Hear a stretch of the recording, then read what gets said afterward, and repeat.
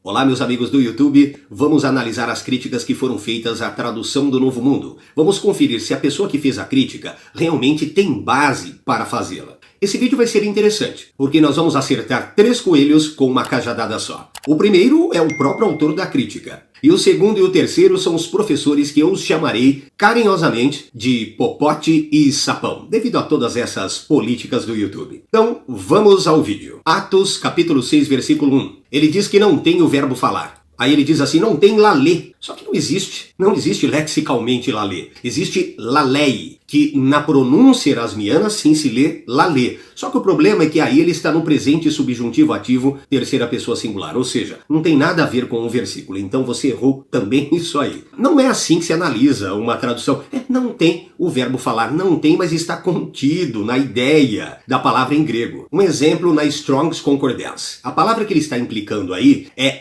Hellenistes. Significa helenista, é verdade. Mas veja também que significa Greek-speaking Jew, ou seja, judeus falantes de grego. Portanto, na própria definição do Strong, entra aí o verbo falar. Ou você diz helenista, ou você diz judeus falantes de grego. E Yehudim, falantes de grego. Por quê? Porque não é todo mundo que sabe o que quer dizer um helenista. Pode até pensar que se trata de um grego comum. E não é, são os Yehudim, falantes de grego. Então, a tradução Novo Mundo está 100% correta. A próxima está em Gênesis 10:9. Apresentou-se como poderoso caçador em oposição a Jeová. Ele diz que o termo é diante e a Novo Mundo usou em posição a. Primeiro você tem que saber a diferença entre em posição a, que vem do verbo se posicionar, e em oposição a, que vem do verbo se opor. Então você fez confusão. A Novo Mundo não diz em posição, ela diz em oposição. Criticar uma outra tradução é algo sério. E a pessoa que vai fazer isso, além do conhecimento aprofundado das línguas originais que ela tem que ter, também ela precisa ter experiência como tradutor. Não basta só ser um especialista nas línguas originais. E esse indivíduo ficou claro que não tem experiência nisso. Mas outro ponto também é que quando você vai criticar a tradução, no mínimo, você tem que conhecer quais foram os critérios utilizados nessa tradução. Que manuscritos ela se baseou? Então essa pessoa não se deu nem ao trabalho de ir no próprio site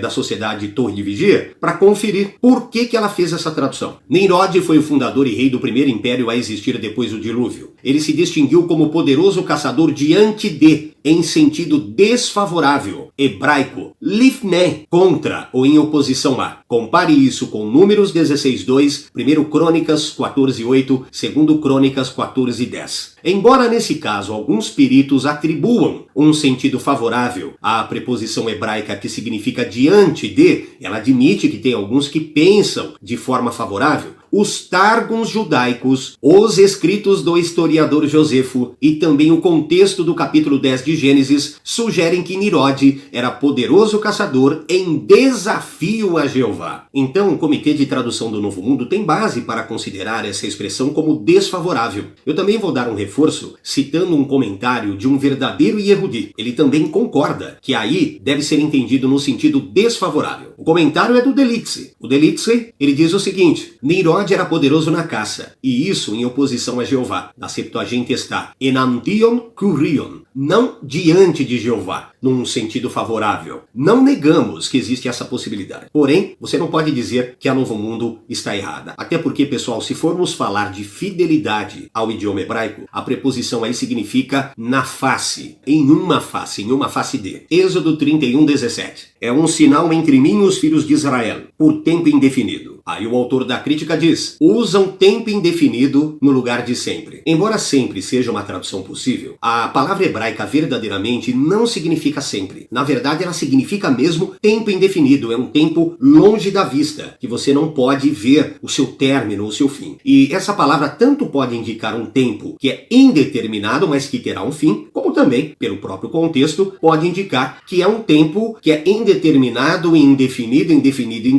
e, portanto, um tempo que não vai se acabar. Mas não necessariamente ela está restrita a esse significado de sempre, não. Mais uma vez, ele não se deu o trabalho nem de consultar o comitê de tradução. Vamos ver no site da sociedade aí qual é a explicação. A palavra hebraica olam transmite a ideia de tempo indefinido ou incerto. Perfeito. O lexicógrafo Gesenius, que é considerado por muitos aí o melhor hebraísta do mundo, atribui o significado de tempo oculto, isto é, obscuro e longo, cujo princípio ou fim fim é incerto ou indefinido. Tá vendo só? Aí, o léxico hebraico inglês do Velho Testamento, traduzido para o inglês por E. Robson, 1836, na página 746. Concordemente, expressões como tempo indefinido, Salmo 25:6, de duração indefinida, Abacuque 3:6, da antiguidade, Gênesis 6:4, há muito tempo, Josué 24:2 e por aí vai, e de longa duração, Eclesiastes 12:5, transmitem apropriadamente a ideia do termo da língua original. Portanto, mais uma vez, o comitê fez a tradução corretíssima. Não é muito correto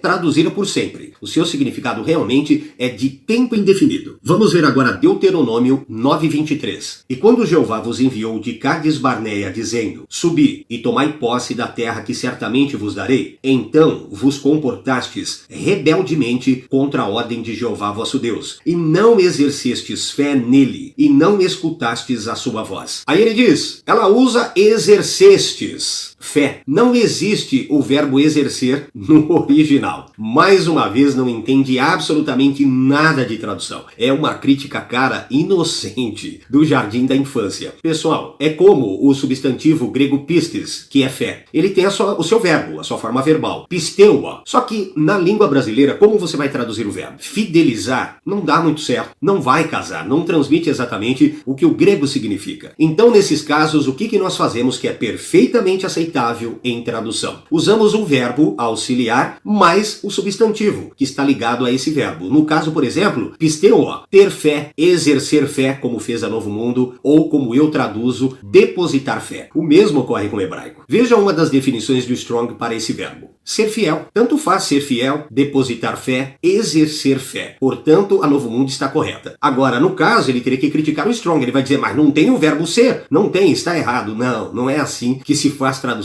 e não é assim que se critica também uma tradução. Vai aprender mais que você está completamente desinformado. Vamos agora para Salmos 96:4. Pois Jeová é grande e para ser louvado muito. Ele é atemorizante acima de todos os outros deuses. Ele diz que outros foi adicionado e não tem isso no original. Meu querido, fica subentendido. Se ele é, como está aqui, acima de todos os deuses, é claro que é acima de todos os outros deuses, é comparativo. Ele é acima de todos os outros deuses. Então não tem nenhum erro, está subentendido outros aí no versículo. Claro, não há necessidade também de traduzir. Não há necessidade de incluir outros aí. Eu não vejo essa necessidade, mas a Novo Mundo quis deixar mais claro, quis destacar mais a comparação, então é perfeitamente aceitável. E outra que a Novo Mundo coloca entre colchetes, justamente para indicar isso daí, que foi uma palavra que eles colocaram para dar um sentido melhor ao versículo. Não há nenhum erro também. Próximo está em Daniel 7:27. E o reino, e o domínio, e a grandiosidade dos reinos debaixo de todos os céus foram entregues ao povo que são os santos do Supremo. Ele diz que a Novo Mundo usou foram no lugar de será, e que o verbo está no imperfeito. Bom, segundo o site acadêmico Bible Hub, ele está no perfeito. E devemos sim usar o plural, não é será não. É foram. E não é foi, é foram. Por quê? Porque se refere a vários substantivos anteriormente citados. Veja na Bible Hub a definição gramatical desse verbo. Verbo no tronco nifal, perfeito, terceira pessoa, feminino singular. Então é foram mesmo, porque o modo está acabado. Próxima crítica, Zacarias 3:2. A Novo Mundo diz, entre colchetes, o anjo de, fecha colchetes, Jeová. E ele diz que anjo de não consta no texto massorético. Isso foi introduzido por conta deles. Na verdade, não é bem assim. O anjo de Jeová é conforme está na Peshitta siríaca do 5º século. Por favor, vocês que têm a grande tradução do Novo Mundo com referências, confere lá que você vai ver essa informação. A Novo Mundo não escondeu absolutamente nada. É esse senhorzinho que é completamente desinformado, cara. É impressionante. O cara quer criticar e não vai nem olhar a justificativa dos tradutores. É brincadeira um negócio desse. Então ela seguiu aí o texto da Peshitta siríaca, que é do 5º século, muitos séculos mais antiga do que o Codex Leningrandensis. E a sua referência de rodapé indica sim que no Massorético, na Septuaginta e também na Vulgata constam somente Jeová. Portanto, a Novo Mundo não enganou ninguém e ela mostra claramente o que ela seguiu. Agora vamos para Zacarias 12:10. E eu vou derramar sobre a casa de Davi e sobre os habitantes de Jerusalém o espírito de favor e de rogos, e eles certamente olharão para aquele a quem transpassaram, e certamente o lamentarão. A crítica dele é que a Novo Mundo traduziu errado por aquele a quem. Sendo que no texto massorético o correto é para mim a quem. A Novo Mundo não errou, ela está seguindo a tradução grega do Teodócio, que é do 2º século. Mais uma vez, séculos anterior ao próprio Codex Leningrandensis, e por isso deve ser respeitada a tradução grega do Teodócio. Portanto, o comitê mais uma vez não inventou nada. É esse senhor que não sabe, que não consultou. E ainda ela diz que isso está em harmonia com João 19:37. Por quê? Porque a citação que ele faz diz no grego para o qual ou para quem. Sua referência de rodapé indica que o massorético e a Vulgata trazem para mim a quem, ou seja, ela não escondeu, só que ela não está baseada aí no texto massorético, e sim na tradução grega do Teodócio do 2º século, portanto é muito mais antiga e por isso deve ser respeitada. Talvez realmente esse seja o texto correto, e para piorar, ou melhor, melhorar para ela, ou para ele, para o comitê, e piorar para o senhorzinho aí, o João 19:37 faz a citação, e não faz essa citação aí, tal como está no Codex Leningrandensis. Próxima crítica se encontra em João 14:14. Ele reclama porque a tradução Novo Mundo omitiu o pronome possessivo me do texto. Mais uma vez, ele não consultou. A Novo Mundo, nesse caso, seguiu um manuscrito grego sim, famoso, o Codex Alexandrinos do 5º século. Ele não traz o pronome possessivo me. Também não trazem os códices Bezae, do 5º e 6º século, a versão ítala, que é do latim antigo, do 2º e 4º século, e também isso está em harmonia com João 15:16 e 16:23. Tudo isso ela mostra na sua nota de rodapé. Não houve nenhum erro e não houve nenhuma tentativa de ocultar absolutamente nada. Tudo está muito às claras. É uma questão da pessoa ir lá e consultar. E eu vou acrescentar algo que eles não disseram. O Textus Receptus, muito respeitado aí pelos cristãos fundamentalistas, tanto do Stephanus, que é do ano de 1550, quanto do Scrivener, que é do ano de 1894, também não contém o pronome me. E eu não vi ele criticando esses dois textos gregos aí, muito respeitados pelos cristãos fundamentalistas. E aí, como faz?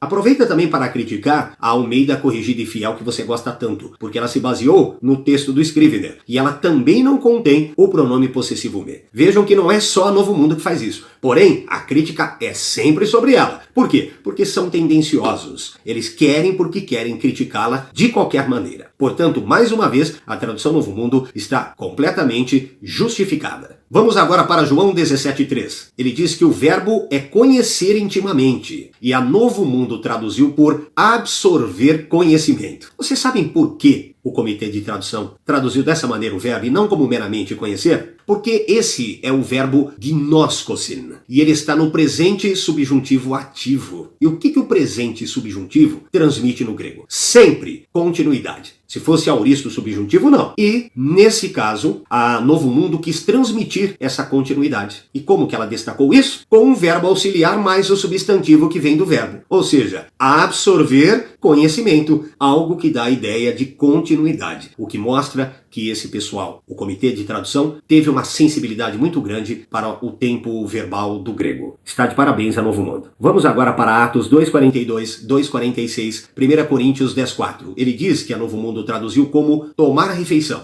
sendo que o correto é partir o pão. Bom, nem todos os peritos concordam que aí se trata de uma santa ceia, mas apenas de uma refeição fraternal. Isso você poderá conferir em vários comentários cristãos. Se não bastasse tudo isso, o indivíduo ainda se diz professor e cobra para dar cursos, e me pronuncia o grego da seguinte maneira. Ele disse klassei tu artu, e o correto é klassei tu artu. Errou em 2 sílabas tônicas. Aliás, isso é muito comum entre os professores youtubianos. E tem uma outra ainda muito pior. Cara, eu não consegui entender absolutamente nada. Realmente essa foi ainda pior. O texto grego diz klonteste kat oikon arton, e ele pronunciou completamente errado. Um grego, sei lá eu, grego alienígena aí. Vamos para mais um. Nossa, outra confusão que ele fez aí. O texto grego diz ré de petra, ele falou pedra. En, ele falou ren. Não é aspirado aí, meu querido. E ele falou tom Christon. É ho Christos, cara. Pronunciou totalmente errado